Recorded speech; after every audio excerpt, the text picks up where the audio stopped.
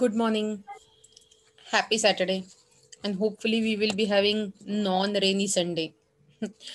So कालच्या पावसात भिजलात का नाही? काल आज आपल्याकडे जणू पावसाचंच वातावरण आहे. आपण जसं उन्हाळा यावेळी स्किप करायचा विचार करतोय किंवा मे बी मधला हिवाळा. So what about you? भिजलात का नाही?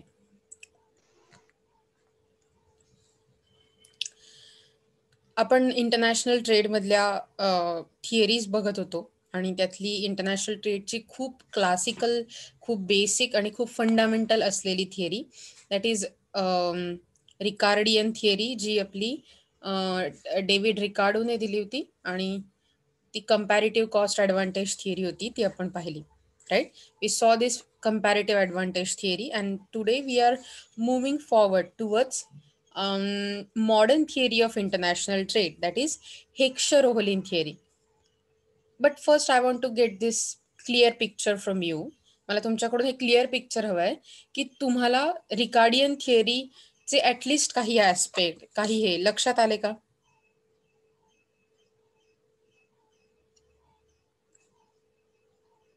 सांगा बरं मला, म्हणजे मला तसं पुढे जाता येईल. आपण जे रिकार्डियन थिअरी शिकलो त्यातलं थोडंफार तरी तुमच्या लक्षात आलं का? मित्रांनो आणि मैत्रिणींनो, मला प्लीज हे करायला लावू नका की दरवेळी पार्टिसिपंटची लिस्ट काढायची आणि एकेकाला हाक मारायचा, because that's a dirty work and very time consuming work.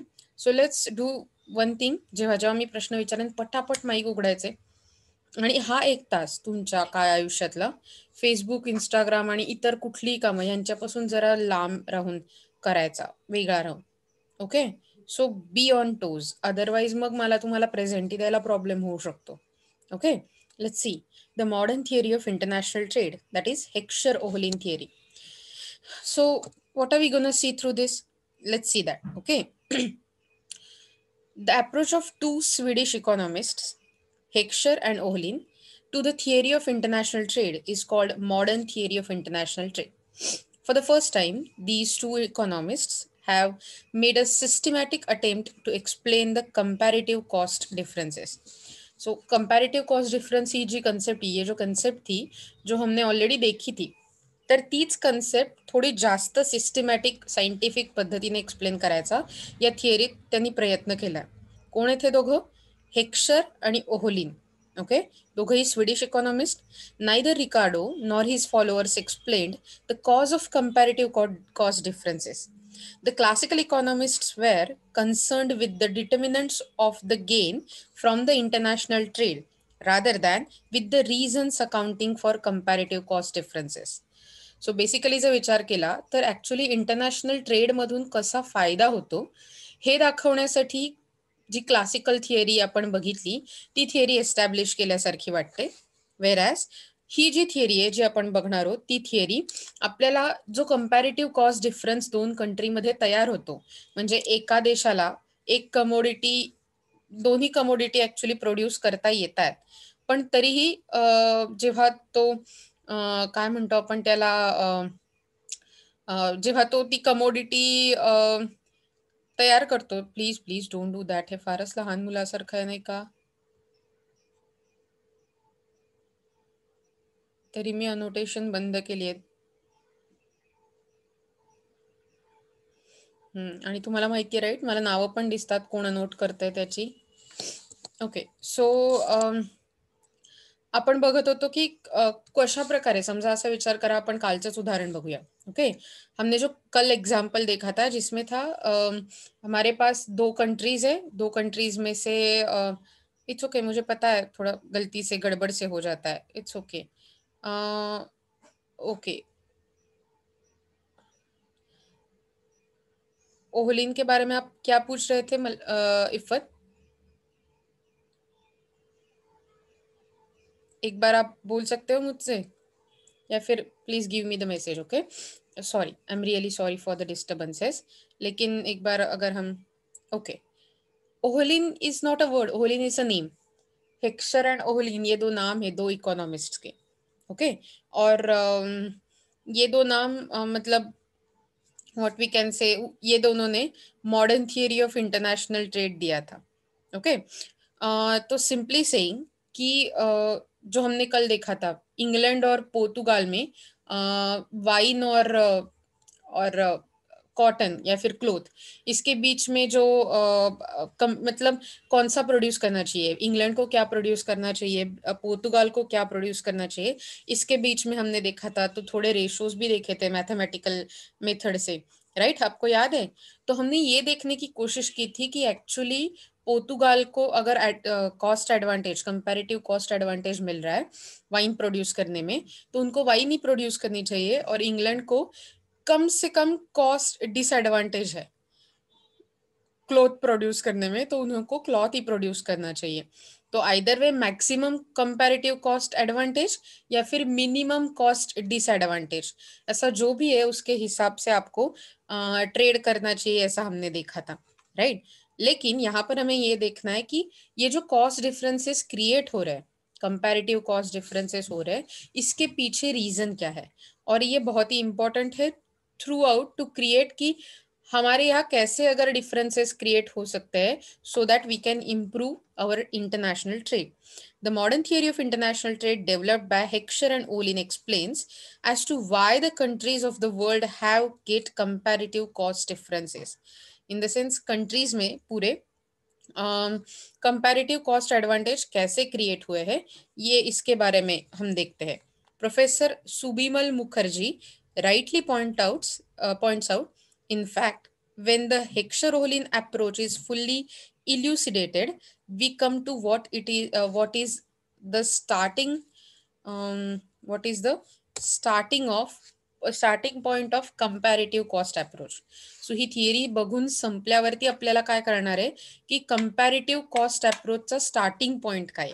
The two approaches can therefore be viewed as successive stages in the exposition of theory of trade. So कुणी पण आधीच्या थिअरीला घाण म्हणत नाहीये किंवा युजलेस म्हणत नाहीये, तर हे दोन्ही अप्रोच दोन वेगवेगळ्या गोष्टी आपल्याला इंटरनॅशनल ट्रेड बदल्या सांगतील असं म्हणणं आहे. Okay. Earlier Walrus and Castle had made use of the general equilibrium analysis to explain the price determination in a single market. का सिंगल मार्केटमध्ये प्राइस कशा प्रकारे डिटरमाइन केली जाते यासाठी जनरल इक्विलिब्रियम अनालिसिस नावाचं अनालिसिस वॉलरस अँड कॅसल या दोन इकॉनॉमिस्टनी एक्सप्लेन केलेलं. तो दिस ओहोलिन जो है, जिन्होंने ये थियरी दी है, he just extended the same general equilibrium analysis to the theory of international trade, and therefore his theory is also called as general equilibrium theory of international trade.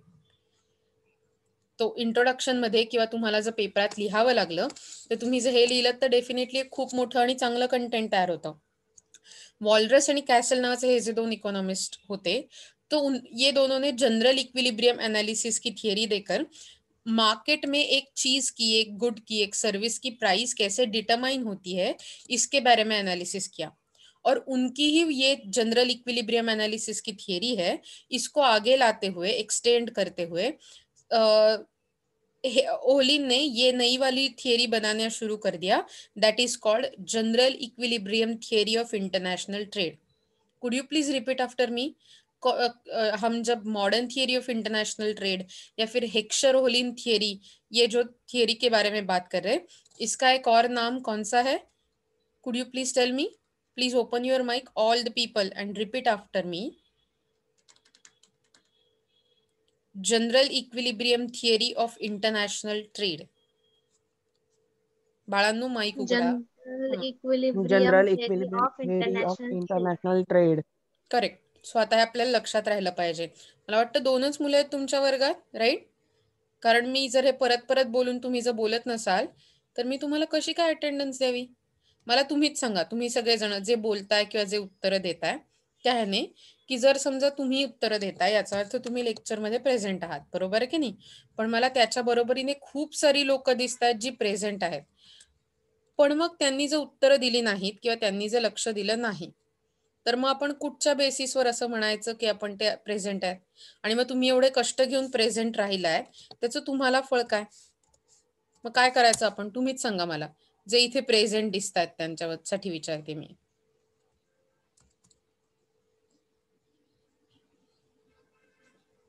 सांगा मला, म्हणजे मला आपोआप कळेल. कारण मला हे रोज रोजचं करायचा पण कंटाळा आला आता, की प्लीज माईक उघडा, माझ्याशी बोला, अनम्यूट करा. सो ज्यांना उत्तरं द्यायचे त्यांच्यासाठी मी लेक्चर तर घेणारच आहे ऑब्व्हियसली, पण ज्यांना नुसतं प्रेझेंटीसाठी इथे थांबायचं आहे, मी तुम्हाला अटेंडन्स शीट ऑलरेडी पास केली आहे. You can just sign it and you can just go. Okay, मला जी लोक उत्तर देणार असतील ना त्यांच्यासाठीच हे लेक्चर घ्यायचं आहे. Okay, so let's start. Okay, assumptions of Heckscher Ohlin theory. कुठच्याही थिअरीला बेसिकली इंट्रोडक्शन, अझम्पशन, त्या थिअरीचा बेसिक किंवा फंडामेंटल पार्ट, एक्सप्लेनेशन, आणि त्यानंतर त्या थिअरीवर इतर स्टुडंट्सनी, इतर स्टुडीज लोकांनी, थिंकर्सनी, इकॉनॉमिस्ट्सनी केलेली क्रिटिसिझम्स असतात. सो हे कुठल्याही थिअरीचा बेसिक पार्ट असतो. So let's see the assumptions of Heckscher-Ohlin theory. The Heckscher-Ohlin theory of international trade is based on the following assumption. बघा कोणती कोणती आहेत. प्रतीक्षा वाच बरं assumptions. There is perfect competition both in the commodity and in the factor market. Correct. Perfect competition बद्दल तुम्हाला कदाचित आठवत असेल. परफेक्ट कॉम्पिटिशन मध्ये सगळ्या वस्तू सेम असतात. We have all the same prices, no transportation cost आणि मल्टिपल सेलर्स आणि बायर. सो अशा प्रकारची परफेक्ट कॉम्पिटिशन कमोडिटी आणि फॅक्टर मार्केट. फॅक्टर मार्केट म्हणजे काय तुम्हाला माहितीये का रे? फॅक्टर मार्केटचा असा अर्थ असतो की फॅक्टर ऑफ प्रोडक्शन प्रोव्हाइड करणारं market. So factors of production म्हणजे लँड, लेबर, कॅपिटल, एंटरप्रिन्युअर, हे जे इनपुट फॅक्टर असतात त्यांचं market, that is a factor market. Commodity market म्हणजे असं आपण डायरेक्टली जाऊन कमोडिटी विकत घेतो तेवाला. दुसरं वाच बरं. There are two countries producing two commodities. Simply saying hey पण मॉडेल 2x2च आहे. 2 कंट्रीज 2 कमोडिटीज. येत आहे लक्षात? पुढे बघ. The production function are different for different commodities but the same for each commodity in the two countries. Correct. So the production function that is there is different for different commodities. Her commodity के लिए different होता है production function, but same for each commodity in the two countries. Okay मतलब दो countries में जो है वो दो countries के beach में same production function है, लेकिन सिर्फ कंट्री टू मतलब अगर दो कमोडिटी है, लेट्स थिंक अबाउट इट कि कॉटन एंड वाइन, तो ये दोनों का प्रोडक्शन फंक्शन जिस चीज से प्रोड्यूस किया जाता है इसका प्रोडक्शन फंक्शन अलग है. लेकिन अगर आप देखें तो सिर्फ वाइन बनाने का इंडिया में, पोर्तुगाल में, ब्रिटेन में, इजिप्ट में, ये कौन से भी कंट्री में लो तो प्रोडक्शन फंक्शन सेम है, प्रोडक्शन प्रोसीजर सेम है. समझ में आ रहा है? डिफरेंट फॉर कमोडिटीज लेकिन सेम फॉर अ कंट्रीज. पुढचं वाच बरं. There are constant returns to scale in the production of both commodities. म्हणजे थोडक्यात जे रिटर्न्स मिळणार आहेत प्रोडक्शन मधून किंवा ज्या प्रकारे आउटपुट प्रोड्यूस केलं जाणार आहे ते कॉन्स्टंट रेटने, म्हणजे सेम स्पीडने, कमी नाही जास्त नाही, अशा प्रकारे केलं जाईल. पुढचं वाच. The production function are such that the two commodities can be separated by the factor intensity. Correct. So factor intensity म्हणजे तुमचं त्यामुळे जस्ट अ मिनिट. ओके,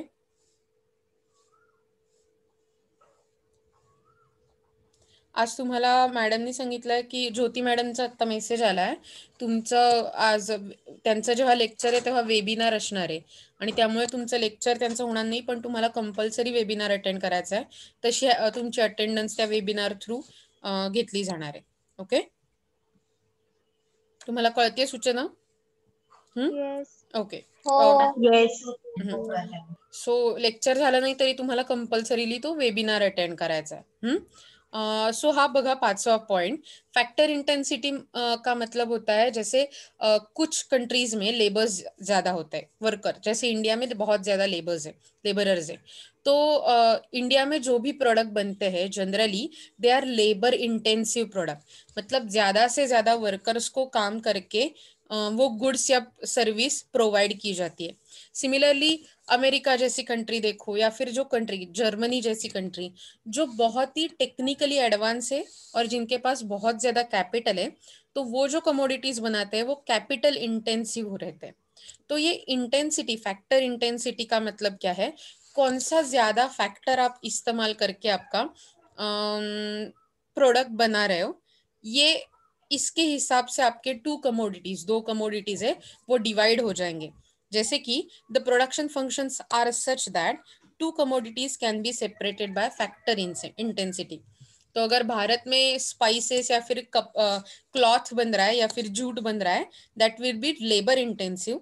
लेकिन जर्मनी में अगर मर्सिडीज नाम की कार बन रही है, that would be capital intense. तो शायद हम जर्मनी को करेक्ट जर्मनी को हम शायद जूट बेचेंगे, तो that would be labour intensive product.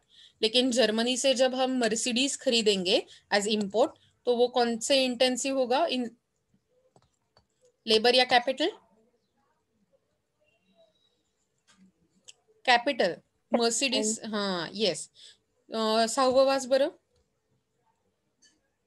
Lastly, there are no transport costs, no tariff or other trade restrictions. Correct. Tariffs. Okay, लक्षात ठेव. टेरिफ्स ए असला तरी आपण जनरली ॲ वापरतो, पण इथे टेरिफ्स असं म्हणतो आपण.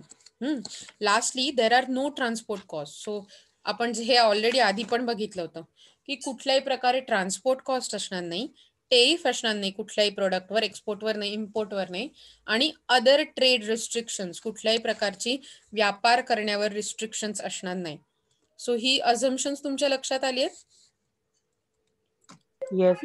करेक्ट. आता माझ्यासाठी इफ्फत, क्या आप थर्ड और फिफ्थ वाला फिर से एक बार रीड करोगी?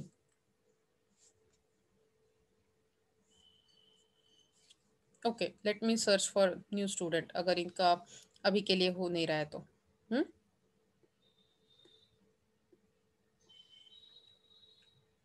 इफ्फत, आपको सुनाई दे रहा है? Is it possible for you to speak? Okay. Muskan, Muskan Mumkekar, please unmute yourself और ये पढ़ लो. थर्ड और फिफ्थ जो दिख रहा है वो एक बार फिर से. Third point and fourth point. Fifth point, third and fifth.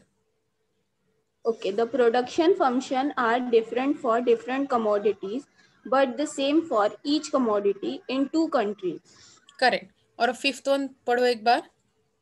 The production function are such that two commodities can be separated by factor intensity. Correct. अब ये जो दो मैंने आपको एक्सप्लेन किए थे, तो इसमें क्या है, एक थोड़ा सा ट्विस्ट है, इन द सेंस हमें थोड़ा ज्यादा जानना पड़ेगा ये दो अजम्पशंस के बारे में. तो वही हम जानने वाले हैं.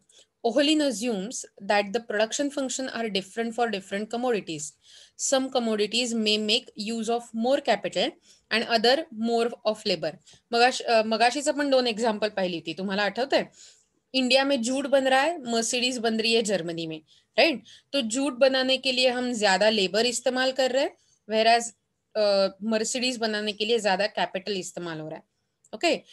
Ohlins further states that the two countries will have the same production function. तो अगर इंडिया में मर्सिडीज बनती है या फिर जर्मनी में भी जूट बनता है, तो वो बनाने की जो प्रोसीजर रहेगी, बनाने के लिए जितना कैपिटल, जितना लेबर लगता है, वो इंडिया और जर्मनी दोनों कंट्रीज में सेम रहने वाला है. ओके. अगर आप कमोडिटीज के बारे में बात करें तो ओके, जैसे कि कमोडिटीज बनाने के लिए लगने वाली चीजें सेम है, लेकिन सिर्फ एक कमोडिटी, मतलब अगर आप जूट के बारे में बात कर रहे हो, तो जूट जैसे इंडिया में बनेगा वैसे ही जर्मनी में बनेगा. लेकिन अगर हम जूट और मर्सिडीज के बारे में बात कर रहे हैं, तो जूट और मर्सिडीज इंडिया में अगर बन रहा है, तो दोनों अलग अलग चीजें इनपुट डालकर बनेगी. It's so easy to think like that. जैसे कि अगर आप राईस कुक कर रहे हो, ओके, सगळ्यांना भात बनवतात कसं तो माहितीच असेल, राईट? सो जर समजा भात बनवायचा असेल, तर तो इथे पण आपण तांदूळ घेणार, धुणार आणि शिजवायला लावणार पाणी भरून त्यात. असाच बेसिक प्रोसीजर है. और वैसे ही प्रोसीजर आप बिरयानी बनाओ, लेमन राइस बनाओ, वरण भात बनाओ, कुछ प्रॉब्लम नहीं है. वो सभी जगह पर सेम टाइप का राइस बनेगा, जो हम राइस बोलकर देख सकते हैं. लेकिन अगर आप राइस बना रहे हो और उसके बाद वड़ा पाव बना रहे हो, तो ये दोनों चीजें अलग अलग चीजों से बनने वाली है, मतलब दोनों के लिए अलग अलग इनपुट्स लगेंगे, राइट? तो यही सिंपली बताया है हमारे यहाँ कि अगर आप दो कमोडिटीज बना रहे हो उसके लिए प्रोडक्शन फंक्शन अलग रहेगा, लेकिन आप दो जगह पर एक कमोडिटी बना रहे हो तो दोनों जगह पर सेम टाइप के इनपुट्स लगेंगे. तुम्हाला आता हे तिसरं नक्की नीट लक्षात आलंय का रे? हो. Very good. मुस्कान, क्या आप दूसरा पैराग्राफ पढ़ पाओगे? हाँ. Ohlin assumes that the production function Not are the next one. The assumption number. okay. The assumption number 5th again emphasize that fact with some commodities make use of more of capital and others more of labor. If both the commodities make use of the same combination, the factors of production, that is using the same proportion of capital and labor, there will not be any comparative cost differences. The above assumptions are a must to prove the modern theory of international trade. However, Ohlin has relaxed some of the above assumptions like two countries or two commodities. Even if some of these assumptions are relaxed, that will not simplifying assumptions are relaxed, there will not be any change in the conclusion about the pattern of trade. Very good. So actually जेव्हा आपण fifth assumption बद्दल बोलतोय तेव्हा काय म्हटलं गेलं, some commodities make use of more capital, some for more labour. Again ज्यूटसाठी more labour लागतंय आणि मर्सिडीजसाठी मोर कॅपिटल लागतंय. If both commodities make use of same combinations of the factor of production, that is using the same proportion of capital and labour, there will be no comparative cost differences. So जर समजा दोन्ही commodity like jute आणि Mercedes या दोन्ही commodity बनवायला same capital आणि same labour लागलं, जसं की काल आपण तो 1:1 वाला रेशो बघितला होता इजिप्तमध्ये किंवा एकदा इंडियामध्ये. सो जर अशा प्रकारचा रेशो इक्वल कॉस्ट बॅलन्सेस किंवा इक्वल कॉस्ट डिफरन्सेस वाला असं जर झालं तर कुठल्याही प्रकारचं कॉस्ट कम्पॅरेटिव्ह कॉस्ट डिफरन्सेस तयारच होणार नाही. येत आहे लक्षात तुमच्या? आणि म्हणून द अबव अझम्पशन आणि म्हणून the above assumptions are must to prove in the modern theory of trade. आणि म्हणून काही जरी अझम्पशन्स आपण म्हटलं तरी ती थोडी रिलॅक्स केली, लाईक 2x2चं मॉडेल असलं पाहिजे किंवा असं, तरी बेसिकली ही अझम्पशन्स फॉलो करणं गरजेचं आहे. Okay. Given the above assumptions, comparative cost differences develop because the differences in factor prices. So या थिअरीचं बेस काय आहे?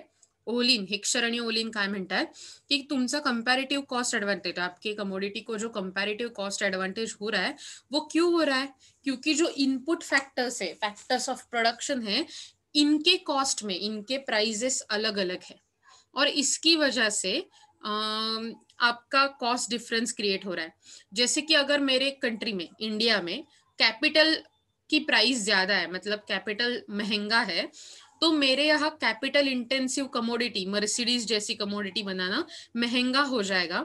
लेकिन जूट जो लेबर इंटेंसिव प्रोडक्ट है हमारे लिए, इंडिया के लिए, तो हमारे यहाँ लेबर चीप है, लेबर की प्राइस कम है, तो यहाँ पर सिंपली सेइंग हमें जूट बनाना आसान होगा और जूट बनाना हमारे लिए कॉस्ट इफेक्टिव होगा. आपको समझ आ रहा है कि आपका फैक्टर प्राइस कैसे आपके प्रोडक्शन को अफेक्ट करता है. हमारे लिए मर्सिडीज बनाना आसान नहीं होगा क्योंकि इतना कैपिटल हमारे पास नहीं है, लेकिन हमारे पास जूट बनाना आसान है क्योंकि चीप लेबर हमारे पास अवेलेबल है. That is the prices of factors of production. The differences between factor prices arise because of the factor endowment. तो ये कैसे हम बोल सकते हैं कि इंडिया में कैपिटल की प्राइस ज्यादा है और लेबर की कम, या फिर जर्मनी में फैक्टर्स की कैपिटल की प्राइस तो मतलब क्या हम बोल सकते हैं कैपिटल की प्राइस कम है as compared to labour, correct, India के अगेन्स्ट. ऐसे कैसे बोल सकते आपण असं कसं म्हणू शकतो की भारतात जे काही बनतंय त्याच्यासाठी जे लेबर लागतंय ते स्वस्त आहे ॲज कम्पेअर्ड टू ज कॅपिटल विचार केला तर, वेरॅज जर्मनीमध्ये करेक्ट उलट आहे की कॅपिटल जे लागतंय ते स्वस्त आहे आणि लेबर मात्र महाग आहे. सो त्याचं कारण असतं फॅक्टर एंडोवमेंट. आपल्याकडे नॅचरली म्हणा किंवा ओव्हरऑल झालेल्या पॉप्युलेशन डिव्हिजनमुळे किंवा फॅक्टर एंडोवमेंट च्या काय म्हणू आपण डिस्ट्रीब्युशनमुळे आपण असं म्हणू शकतो की भारतात खूप प्रमाणावर लेबर अवेलेबल असतं आणि लेबर म्हणजे वर्कर्स अवेलेबल असतात आणि त्यामुळे इथे वर्कर्सचा यूज करून एखादी कमोडिटी बनवणं सोपं जातं. वेराज जर जर्मनीत विचार केला तर जर्मनीमध्ये इंडस्ट्री, एक्सपोर्टिंग मार्केट आणि ह्या सगळ्या गोष्टी खूप डेव्हलप झाल्या आहेत, पण तिथे तितकी माणसं नाही आहेत कंपॅरिझन मध्ये जितकी भारतात आहे. तो जर्मनी के पास उतने इंसान, उतना वर्कफोर्स नहीं है जितना इंडिया के पास है. इसके लिए हम बोल सकते हैं इनके पास कैपिटल एंडोवमेंट है. एंडोवमेंट मतलब भर भर के होना, फ्लरिशिंग होना. तो सिंपली हम ये बोल सकते हैं कि Germany is a capitally endowed country. Capital endowment है इनके पास, लेकिन इंडिया के पास लेबर एंडोवमेंट है, मतलब ज्यादा से ज्यादा वर्कफोर्स है. So the differences in factor prices arise because of the factor endowments और द रिलेटिव फैक्टर स्केर्सिटीज. मतलब आइदर हमारे पास, हाँ, हम ऐसे भी बोल सकते हैं कि इंडिया में लेबर फैक्टर का एंडोवमेंट है या फिर कैपिटल फैक्टर की रिलेटिव स्केर्सिटी है. मतलब कैपिटल रिलेटिवली स्केर्स है, कम है एज कंपेयर टू लेबर. तो इसके लिए हमारे पास कैपिटल कम है और लेबर ज्यादा है, तो हम जो बनाएंगे वो लेबर इंटेंसिव होगा. लेकिन शायद जर्मनी जो बनाएगा वो कैपिटल ज्यादा होने के कारण और लेबर रिलेटिवली स्केर्स होने के कारण कैपिटल इंटेंसिव प्रोडक्ट रहेगा. कैपिटल जिसमें ज्यादा लगता है ऐसा प्रोडक्ट रहेगा. Okay, the relative factor endowments or the scarcities according to the Heckscher-Ohlin explain the comparative cost differences.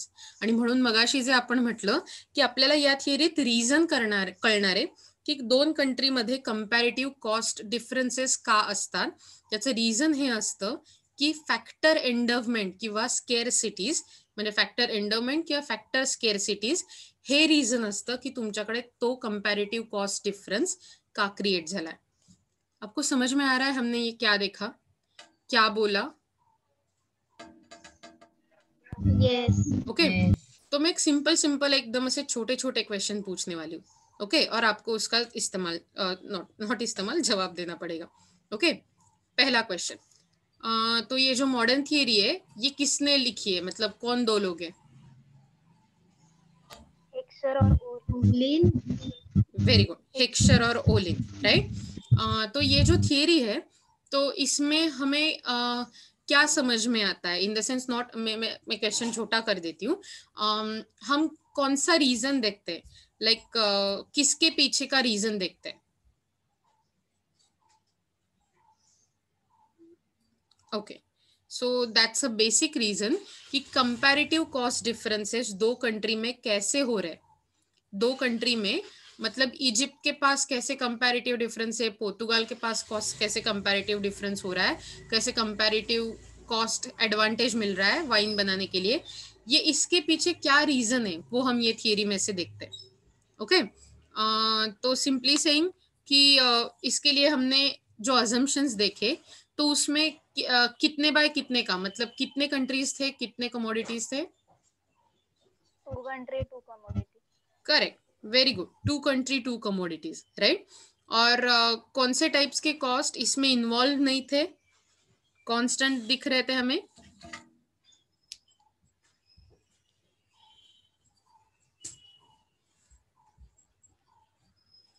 No transport cost, no tariff. Transport cost, no tariff. Correct, no trade, nothing like that, no trade restrictions, right. तो इसके बाद हमने क्या KIA, हमने जाकर ये देखा कि ये थियरी को एक अलग नाम भी दिया गया है क्योंकि वॉलरस और कैसल इन्होंने जो जनरल इक्विलिब्रियम एनालिसिस दिया था वो थियरी का ही एक्सटेंशन करके ओलिन ने ये थियरी बनाई है. तो इसको क्या थियरी बोला गया, जैसे कि हेक्सचर ओलिन है modern theory of international trade है, इसके साथ साथ और एक नाम क्या था? General equilibrium theory. Correct, general equilibrium theory of international trade. Okay, so simply saying कि इसके बाद हमने ये देखा कि क्या रीजन है, क्योंकि कॉस्ट डिफरेंसेस हो रहे हैं तो रीजन ऐसा है कि फैक्टर एंडोवमेंट, मतलब हर एक कंट्री में फैक्टर एंडोवमेंट या फिर फैक्टर स्केर्सिटीज कैसे है, कौन सा फैक्टर ज्यादा अवेलेबल है, कौन सा फैक्टर कम अवेलेबल है, इसके हिसाब से तय होता है कि ये कंट्री में कैसा कंपैरेटिव कॉस्ट डिफरेंस, मतलब कैसा कंपैरेटिव कॉस्ट एडवांटेज क्रिएट होगा या कैसा कंपैरेटिव कॉस्ट डिसएडवांटेज क्रिएट होगा. In these countries, 2 commodities and 2 factor model, the capital rich country will export capital intensive commodity. So इन्होंने क्या बोला कि जिनके पास कैपिटल ज्यादा है, जो कंट्री कैपिटल रिच आहे, ज्यांच्याकडे जास्तीत जास्त कॅपिटल असतं, अगेन जर्मनी सारख्या कंट्री, सो अशा country capital intensive commodity export करतील. डेफिनेटली आपण बघितलं जर्मनीमधून आपल्याला येणाऱ्या फोक्सवॅगन सारख्या कार्स किंवा मर्सिडीज सारख्या कार्स किंवा अशी अनेक प्रोडक्ट्स जी जर्मनीहून येतात ती कम्प्लिटली कॅपिटल इंटेन्सिव्ह असतात. Okay, whereas the labor rich country, जो कंट्री में लेबर ज्यादा है, खूप जास्त लेबर असणाऱ्या कंट्रीज मध्ये, they will export labour intensive commodity. So ज्या कंट्रीमध्ये लेबर रिच आहे तिथे labour intensive commodities like jute किंवा मसाल्याचे पदार्थ भारतासारख्या देशामधून हे प्रोड्यूस केले जातील. आर्ट अँड क्राफ्ट सारख्या गोष्टी, गृहउद्योग, कुटीरोद्योग, सो ह्या सगळ्या गोष्टी एक्सपोर्ट केल्या जातील. सो मला सांगा, मी एक वाक्य सांगते ते तुम्हाला पूर्ण करायचंय. The country which is capital rich country will export dash commodity. Capital intensive. Correct. आणि दुसरं, the country which is dash will export labor intensive commodity. Labor rich. Very good, very good. एकदम मस्त. So Ohlin himself has followed their approach. So हाच approach follow करून ही theory बनवली गेली की कशा प्रकारे कुणाकडे कोणत्या कमोडिटी तयार होतील. ज्यांच्याकडे कॅपिटल जास्त ते कॅपिटल इंटेन्सिव्ह कमोडिटी प्रोड्यूस करून एक्सपोर्ट करतील. ज्यांच्याकडे लेबर जास्त ते लेबर इंटेन्सिव्ह कमोडिटी प्रोड्यूस करून एक्सपोर्ट करतील. अल्टरनेटिव्हली फॅक्टर्स ओके, ते अबंडन्स आहे, अबिडन्स नहीं है. Okay, factor abundance can be defined in a physical term. Abundance मतलब एक चीज ज्यादा होना, अच्छा बहुत ज्यादा होना. ओके, सो फैक्टर ज्यादा होना ये हम फिजिकल टर्म में डिटरमाइन कर सकते हैं कि हमारे पास कितना कैपिटल ज्यादा है, कितना लेबर फोर्स ज्यादा है. In this case physical amounts of capital and labour are to be compared. The nation in the capital abundant if the relative price of capital is lower in it than in the other nation. So आपण असं म्हणू शकतो की एखादी country capital abundant आहे जर समजा तिथे मिळणाऱ्या कॅपिटलची किंवा तिथे यूज केल्या जाणाऱ्या कॅपिटलची किंमत कमी असेल. तो एक कंट्री को हम कैपिटल अबंडेंट बोल सकते हैं अगर वहां पर मिलने वाले कैपिटल की प्राइस है वो कम है as compare to other nations. Simply saying उल्टा कर सकते हैं, एक कंट्री को हम लेबर अबंडेंट बोल सकते हैं अगर वहां पर मिलने वाले लेबर की प्राइस है वो कम है. एग्जाम्पल इंडिया जैसे कंट्रीज. ओके, सो इसके लिए हम क्या करेंगे, हम दो फैक्टर्स को कंपेयर करेंगे. ओके, सो कैसे कंपेयर करेंगे, हमारे पास दो फैक्टर्स है कैपिटल एंड लेबर, उनको इस्तेमाल करके. Price criteria for defining factor abundance. A country where capital is relatively cheaper and labor is relatively costly is called capital rich country. तो जो country में कैपिटल चीपर है, कम price का है और लेबर ज्यादा कॉस्टली है, तो वहाँ वो कंट्री को कैपिटल रिच कंट्री बोला जाएगा. लेकिन country where labour is relatively cheaper as compare to capital and it is capital is really costly, it would be said labour rich country. So हमें ये हमारे यहाँ जो मैंने ब्रैकेट कर भी दिए है पिक्चर में कि PK that is price of capital divided by price of labour in USA, मतलब यूएसए में होने वाले कैपिटल की प्राइस डिवाइडेड बाय लेबर की प्राइस, ये less than price of capital upon price of labour in Mexico. तो दो countries को हम कंपेयर कर रहे हैं, यूएसए एंड मेक्सिको. तो देखो in the above relation P refers to the price, K refers to the capital, L refers to the labor and two countries USA and Mexico. लक्षात आलंय नक्की? K म्हणजे काय सांगा मला? Capital. L म्हणजे लेबर. करेक्ट. कोणत्या दोन कंट्रीज आहेत आपण बघतोय? यूएसए आणि मेक्सिको. Very good. आणि P म्हणजे प्राइस आहे, बरोबर आहे की नाही? सो आता आपण हे रिलेशन कसं एक्सप्लोर करू शकतो जास्तीत जास्त. USA is a capital cheap country, म्हणजे कॅपिटल कमी किमतीत मिळणारी, capital abundant country. And Mexico is a labour rich country since labour is cheaper. So जेव्हा यूएसए आणि मेक्सिकोला कम्पेअर करतो, यूएसए मध्ये कॅपिटल स्वस्त मिळतं, सो ती कॅपिटल रिच कंट्री आहे. वेअरॅज मेक्सिको मध्ये काय म्हणू आपण त्याला, कमी किमतीत लेबर मिळतो. So it is a labour rich country, कारण लेबर चीपर आहे. So Heckscher Ohlin model explains that comparative advantage in terms of the factor abundance of the nation and factor intensity of commodities. So किती मोठ्या प्रमाणावर factor मिळतात आणि त्यांची काय intensity आहे कमोडिटी बनवण्याची. सो जर कॅपिटल जास्त प्रमाणात मिळत असेल तर कॅपिटल इंटेन्सिव्ह प्रोडक्ट बनेल, लेबर जास्त मिळत असेल लेबर इंटेन्सिव्ह प्रोडक्ट बनेल. या थिअरीचा वापर करून ही थिअरी पुढे एक्सप्लेन केली गेली. Factors intensity refers to the relative amount of capital and labor used in producing good. So factors intensity को क्या बोला जाएगा कि कितना कैपिटल खर्चा करके, कितना लेबर खर्चा करके हम ये कमोडिटी बना रहे, इसका अमाउंट. ओके, किती कॉस्ट खर्च करून कॅपिटल आणि लेबर वरती आपण एक कमोडिटी बनवतोय. सो जर समजा कॅपिटलवर जास्त खर्च झालाय, that means it is a capital rich और कॅपिटल इंटेन्सिव्ह कमोडिटी. जर लेबरवर जास्त खर्च झाला, it is a labour intensive commodity. So factor intensity is measured in relative terms, म्हणजे एकमेकांना कम्पेअर करून हे मेजर केलं जातं. सो त्याच्या आधी मला सांगा, मी हे पुढे शिकवतेच आहे, पण मला सांगा जर तुम्हाला तुमची अटेंडन्स शीट सगळ्यांना मिळाली, राईट? हो. Very good. सो नहीं मैडम, वापस से सेंड करो. हाँ, एक सेकंड.